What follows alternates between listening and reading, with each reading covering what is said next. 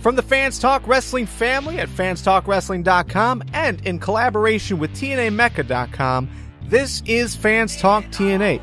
It's a weekly conversation about what's going on in the world of TNA and Impact Wrestling. After the episode is over, head on over to TNAMecca.com for more exclusive TNA conversations. This is episode 14. It was recorded live on January 27th, 2015 on FTW.live.com. My name is Garvin, and I'm once again joined by Nick. Say hello, Nick. Hello, Nick. So this week, a lot of stuff happened. I'm going to read down the results, then we'll talk about what we liked, what we didn't like, all that good stuff. This week was Feast or Fired. So Robbie E versus Rockstar Spud, Austin Aries, Magnus, a few other guys. Those are the guys that picked up the briefcase. So Robbie E, Rockstar Spud, Austin Aries, Magnus all picked up a briefcase. We found out later on in the show who got what. We also got Lashley defeating Kenny King via disqualification after the BDC interferes. Gail Kim defeated Havoc via disqualification after Havoc pushed the ref. This led to another face-off between Havoc and Awesome Kong. Koya defeated Tigre Uno in a squash match. After the match, Storm took the ring to call out Matt Hardy and said there's always room for one more. Curious what that was implying. Also, we got Kurt Angle and Bobby Roode talking in the backstage because they had an upcoming tag match. Low Key and EY defeated Roode and Angle in that tag match via pinfall. MVP and Samoa Joe caused the distraction, and EY ended up hitting Roode with a chair when the ref was turned. Outside, MVP holds the title, and this is outside, like in the front of the arena, in the cold. MVP calls out Lashley and says if he wants the title, he can come out and take it. EC3 versus Jeremy Borash, the match we were all looking forward to, went to a no contest. I think it just didn't really end. It was kind of strange. Matt Hardy defeated James Storm via pinfall, and after the match, Abyss attacks Hardy. That causes Jeff Hardy to come out and challenges Abyss to the Monsters Ball. Outside, Samoa Joe wants to get involved. MVP tells him no. The Feast or Fired. This is what we found out. Rockstar Spud has the X Division Championship title match. Magnus earns a tag team championship title match. Velvet Sky was fired because Robbie E he was in the match, but Velvet Sky was the one that grabbed the briefcase. It was really awkward, but I guess she's fired. Austin Aries has a world championship title shot. And then outside at the end of the show, we got MVP versus Lashley in an actual street fight. Which then turned into a 5-on-1. Roode and Angle came out and saved the day, and the show ended with Roode holding the title and having a stare down with Lashley. So, overall, Nick, favorite part of the show? That is a good question. One, I guess there are two things that qualify as my favorite, and they both have to deal with new guys. The first one was the debut match for Koya. For those that aren't aware, that's Mahabali Shera, the Indian wrestler that TNA signed a little while back. And I think he looked fairly impressive in his first match. The other one was the EC3 versus Borash match, which turned out to be Mark Andrews' debut on TNA. And I don't know if we should start calling him Mandrews or not, because Josh Matthews used that name once, and that is his Twitter handle, I think. But, that shooting star press he hit on Tyrus was pretty sweet. Awkward landing, but yeah, I agree. It looked pretty cool. And he's not that much bigger than Spud, turns out. That was my problem. Because that goes back to our conversation last week. We were like, the last British boot camp guy, which was Rockstar Spud, showed up. I mean, he's really tiny, and the photo that we had of Mandrews made him look really tiny. So that was my fear, was he was going to be really small, and in fact, he is really small.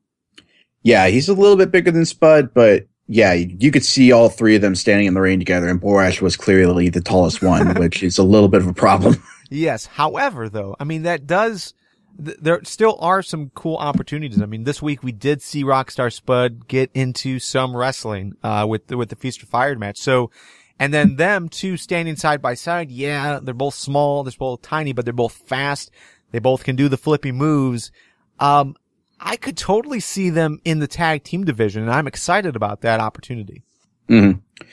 Yeah, and between this and the Jakara feed that was running last night or Monday night, I've seen a lot more of Spud wrestling lately, and I can definitely see him legitimately in an X Division title match. Now, against Low Ki, it's still going to be kind of a massacre, I think, but it's not going to be the carnival attraction that I think some of us were afraid it might have been before.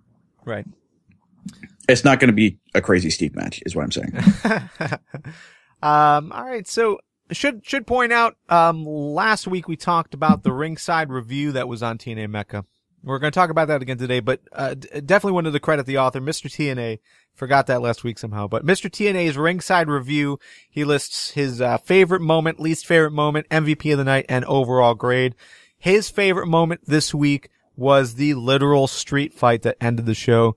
I am totally backing that. I loved not only the street fight, not only just the intenseness of that, between MVP and Lashley, but just how it ended with Rude making the save and not just siding with Lashley because, that's the choice that wrestling normally goes with. They normally push the idea that, well, these guys are faces now, so now they're going to partner up, but there wasn't really any of that. It was, sure, they have a common enemy, but Rude wants that title.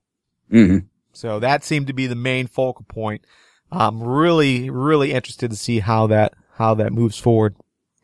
Anything else? Anything else happened this week that you liked? I actually rather enjoyed the interaction between Magnus and Bram. Basically, I enjoyed everything Magnus did. I liked the way he carried himself during the reveal on who got what in Feast or Fired. And while I do like the interaction he had with Bram, I really rather hope that they don't split up. I'd love to see them as a tag team. I'd love to see them as the champs. Right. But yeah, Magnus just really impressed me this week. And I've been missing that. Yeah, he definitely picked up some momentum with the Unlocked interview that he did with TNA. So I think he went from that to, basically backing up everything that he had to say in that interview as far as him knowing that he can do good things and big things and was here for, a purpose. So I think overall I'm with you. I like the interaction. I like the tease of a potential breakup, but I hope that's not the direction they go. I hope it's, hey, Magnus has this tag team title shot. While Magnus did steal the briefcase from Bram, it would have ended in the same result. And, hopefully they look past that tenseness between the two and they just, take over the tag team division. I think that'd be awesome. All right. So, what about your fails? What didn't work this week? I wasn't exactly a fan of the knockout segment. I'm really not interested in Gail Kim versus Havoc anymore. Especially given how it's been rather one-sided. And I think we've seen enough Kong versus Havoc without them actually being in a match together. So, yeah, I just wasn't too terribly interested in that. Also, I'm not terribly interested in the Hardys as tag team competitors. They were great in the matches with the Wolves, but I don't see that same spark between them and Storm and Abyss. And part of that also has to do with Abyss. I'm just kind of over him at the moment. But yeah, that Storm was the only redeeming factor for me in that segment. Yeah, overall, I'm with you as far as the knockouts go. I am also tired of Gale and Havoc going at it. But that's just a sign of like the depth that we have in the knockouts division. I mean, you've got Taryn Terrell, you've got Gail Kim, you've got Havoc. Now you've got Awesome Kong. So I mean, there are opportunities to do some cool things, but as long as they are keeping it at, 2 to 4 at a time, it can get rather repetitive for sure. Especially because it's been pretty much the same match for Gale versus Havoc. Gale is David, Havoc is Goliath, and it's, can she overcome Havoc? Mm-hmm. I don't know. It's kind of, at this point, it's overdone. It's definitely overdone, but, let's have patience because we are seeing the beginnings of Havoc versus Awesome Kong. We could see some really cool things from that, but regardless, after that, now we've got two major powerhouses in the division, plus Gail Kim, who just signed a new contract, plus Taryn Terrell, who is your champion. There's plenty of cool things that could come soon. Yeah, I'm definitely looking forward to Havoc versus Kong. I just wish it would happen already. Yeah. And with Velvet being, I don't know if we want to say legit fired or just storyline fired, but now Angelina Love is by herself. So we might see her versus Gail Kim or Taryn Terrell or even Brooke. Yeah, and you got Madison Rayne, and of course, Mm-hmm. Brooke coming back. And yeah, so losing Velvet is big, and that's something that's being talked about in the live chat as well. They brought Kong back. We were excited because we thought that was going to mean that the division was going to get active again, but then we lost someone. So, it is kind of like at a point where we've got a lot of hope, a lot of optimism for it, but, they need to make a good move soon. Yep. Mr. TNA's, least favorite moment was Koya versus Tigre Uno. And, I kind of agree with that. I mean, I don't like squash matches. I don't think it necessarily made Koya look good. Because while it was a squash match, I mean, Tigre Uno did get some offense there. So I don't know. It just, I don't know. I'm just not a fan of using that scenario every time to bring in a big guy, is having him squash the little guys. I think there's a better way to do that. I think they could have delayed Koya's debut match for a few more weeks to build the story before you really push him hard. Yeah, I could have done with more of Storm warming up to the idea that maybe Koya should be part of the Revolution. I think that might have been a little rushed. Yeah. And I definitely see where you're coming from with the squash match. That does seem to be overdone. On the other hand, I was impressed by how Koya handled himself. I've never seen him wrestle before.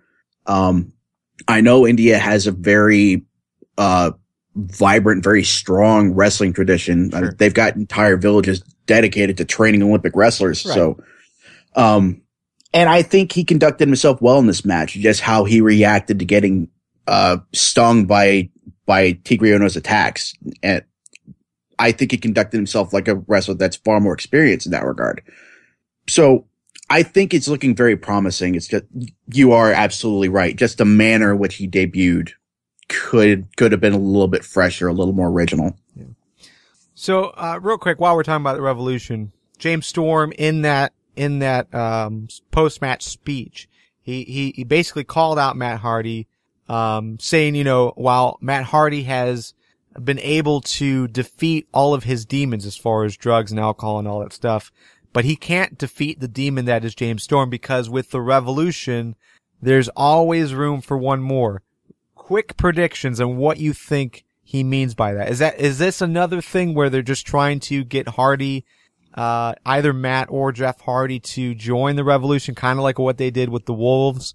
Or, I don't know, where do you take this statement? I think in this respect, it's just Storm trying to get in the Hardys' heads. I highly doubt they're going to get Jeff Hardy on board. I don't think they'll get Matt Hardy on board, though it is possible that they'll try to rehash Matt versus Jeff, which I don't know if anybody really wants that. But yeah, I think my first instinct is that it's just a psychological ploy. Sure. And that's part of why I'm loving Storm so much right now. He's doing the cult leader gimmick better than anybody else in wrestling right now. Yeah, I think this is just another, mind games type thing as well. Like, he's just trying to get some kind of edge over the Hardys. But it does interest me that there's potential that there might be another member joining. But I don't know. We'll see. We'll see where that goes. It's not even really a complaint. But the only thing that I made note of, as far as like on the negative side, and this is just, I don't know, we don't necessarily really have to talk about this, but just, you guys, you guys know that I'm not a huge fan of how they've been treating the X Division Championship as of late. This week, we saw the X Division champion not in a match to push the X Division. Instead, low-key was involved in the story that was pushing or surrounding the World Championship. So, live special, we had the title match, debut event was a title match, and then this. It just seems odd, like we still don't have, who the next contender is. You had Austin Aries, but obviously he was going for the World Championship. Now he's got the World Championship shot because of Feast or Fired. And yeah, I still feel like they're not doing the X Division justice. So, not necessarily a complaint, an observation. Hopefully that changes. But, yeah, we'll see. Okay, real quick, MVP of the night. Mr. TNA's ringside review on TNAMecca.com, he said his MVP was Austin Aries. Who you got? It's a hard decision for me because there were a few different people that shone a lot. The guys I have in mind are James Storm, Magnus, and Rockstar Spud. I'm almost tempted to throw in Robbie E simply because of the ham factor when he basically got Velvet fired. Yeah. That was just a great moment. I think just in terms of who really came out on top in their respective scenarios, I would have to go with Spud. Okay. I like that. For me, it's Jeremy Borash. They redid the slap, which I thought was cool. Not just one slap, but like he was definitely open-handing, just going after EC3. And I thought that was a nice surprise. It was definitely unexpected. Yeah, I thought, and, EC3 got his comeuppance, and hopefully this leads to, something better than what we've got, but I thought it was a nice surprise. So definitely Jeremy Borash standing up for himself. I thought that was one of the major highlights of the night. Your grade for Impact this week. I think I'll go B plus. I was very impressed with a lot of what I saw, but there's just a few things that stood out to me that weren't really that great. That's a drop from last week. Yeah. Mm-hmm. All right. Mr. TNA went with an A minus, so basically the same grade he had before. I'm gonna stick with my B plus. I think there's a lot of things that they can improve. I definitely want to see more focus on the X Division, but Feast or Fired match I thought was great. I think the right choices were made about who got what. Velvet Sky getting fired, I think was odd, but, where this goes next, I think could be pretty cool. So, yeah, I'm gonna stick with B plus for my grade. Alright, so Kyle Robinson commented on TNAMecca.com. He said, "Great show, guys. Thank you for the SoundCloud feature. Next week, can we go deeper into the top 5 rankings? And should there be a Knockouts and X Division rankings as well?" So, this week, the unlocked rankings were, EC3 at number 5. He dropped down one spot because of his focus over Jeremy Borash. Low-Key is now in the number 4 spot. He wasn't even on the list before, and it was because he won the X Division title and has a win over Bobby Roode now. Both EY and Samoa Joe dropped, significantly. They're both off the list this week. Austin Aries got number 3 because of the Feast or Fire. So this is his first time on the list. MVP, went up one spot to number 2 for not backing down from Lashley, basically is what Tanay said. And then Rude is still your number one contender because, EY screwed him out of the title and no one can argue he deserves another shot. So that's the rankings this week. Overall, your thoughts on these rankings. I'm still not entirely sure why EC3 is on this list. Yeah, me neither. Yeah, they mentioned because he shifted his focus to Jeremy Borash, and when has his focus actually been on the world title? Right. Besides that one announcement that he was going to go for it eventually. Yeah, and this is something we talked about last week. Like, I thought it was awesome that he was in this list because I was hoping that meant that that's where he would be, going next. But, for him to lose a spot because he's focusing on Jeremy Borash, he's been focusing on Jeremy Borash and Rockstar Spud for like 2 months now. So, yeah, like nothing has changed in that capacity. So yeah, I agree there.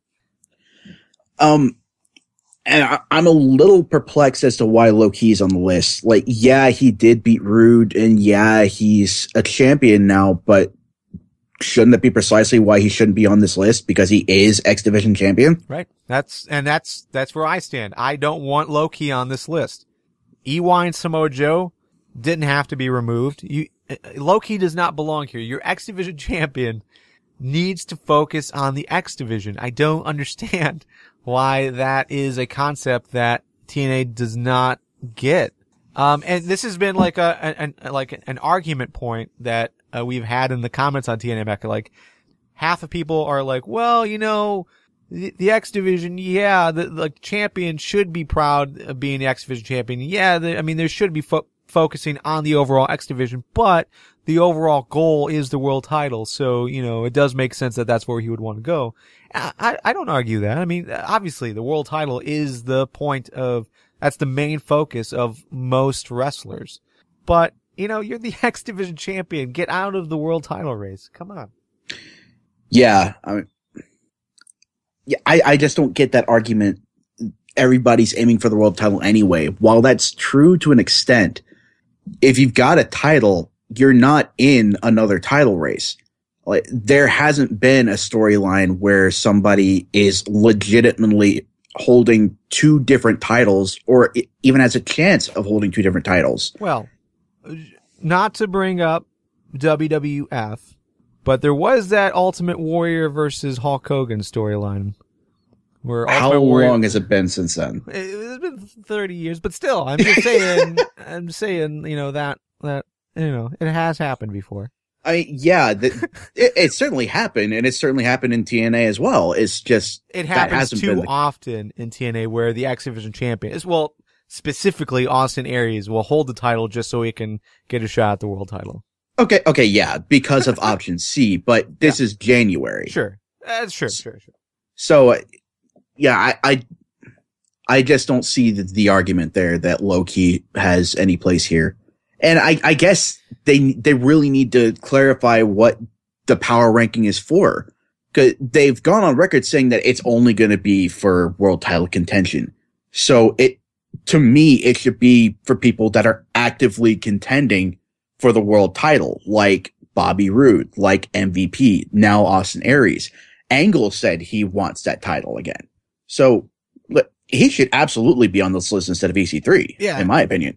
And EY belongs in here. I don't understand why EY was removed. EY dropped. I mean, if we're looking at this, legitimately, EY was like number 2. Now he's number 4. I'm sorry. He dropped 4 spots. So he's not even in the top 5. He's tied for number 6 with Samoa Joe. That's absurd. Yeah. That's absurd. So, okay. So hopefully that was enough, rankings talk for you, Kyle.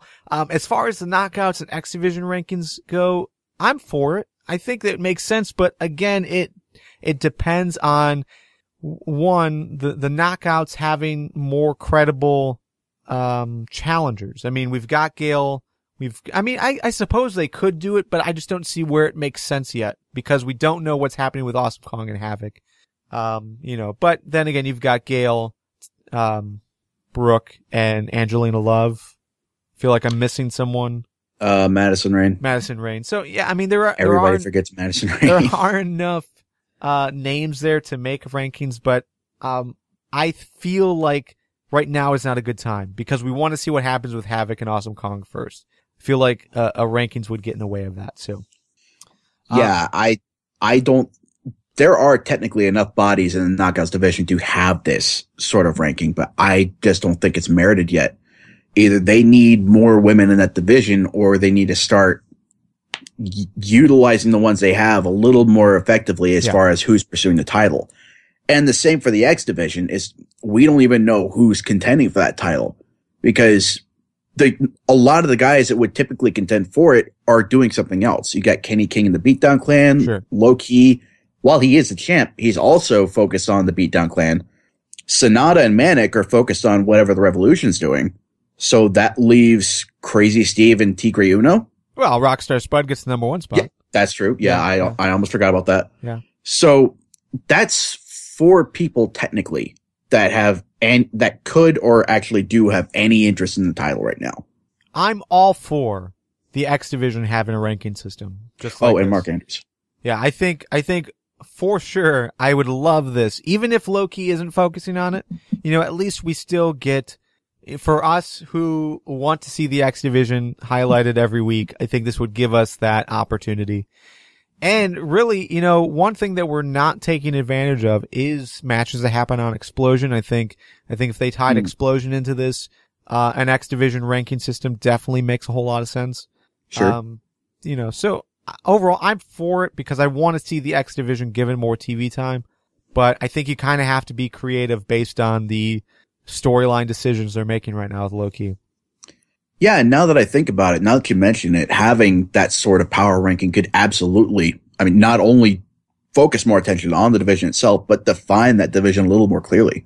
All right, so we ran super long, so let's close up. Real quick, just some notes. News items really. The first is for those that feel ratings are important, which we obviously don't, but there are quite a few that do like to see the ratings. TNA ratings right now continue to rise.